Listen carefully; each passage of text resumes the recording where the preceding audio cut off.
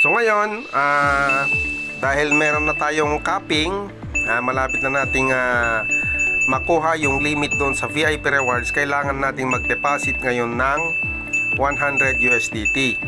Alright, so meron tayong available balance dito. Kahit hindi na kayo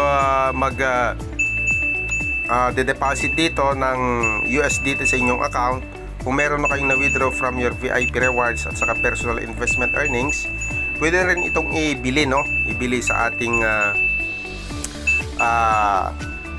deposit. Okay, so magde-deposit tayo ngayon. Punta tayo sa AI Fund.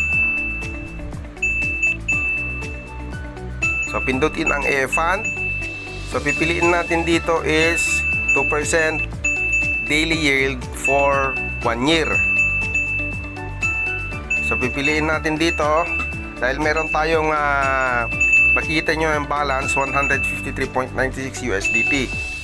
So dahil wala tayong 1,000 USDT up to 30,000 USDT, meron lang tayong 153.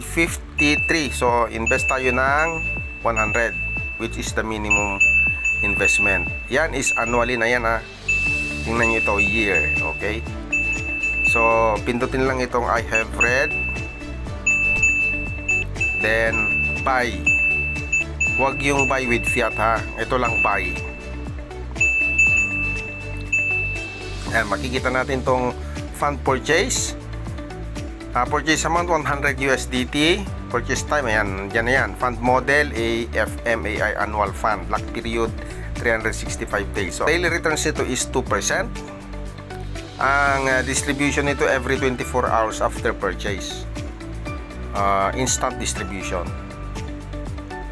So i-off mo lang natin itong auto reinvestment feature. Then pindutin ang confirm tab. Yan, completed na siya.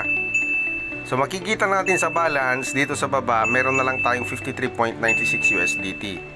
Then punta tayo sa assets para makita natin, wala na rin yung 100 USDT. So 54 na lang yung nandito. Alright, so tingnan natin yung ating investment ngayon. So para makita natin ang investment natin, ang personal investment natin na total, punta tayo dito sa my asset tab dito sa baba, bottom right corner. And then punta tayo sa investment earnings. Okay, so andyan na, 300 USDT na tayo. Kanina lang yan is 200 USDT.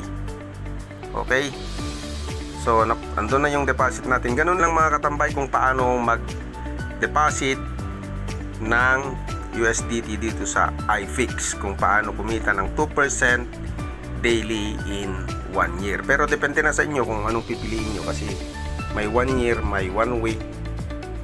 Makikita nyo naman sa inyong dashboard. Ayan, so hanggang dito lang mga katambay. See you for the next video.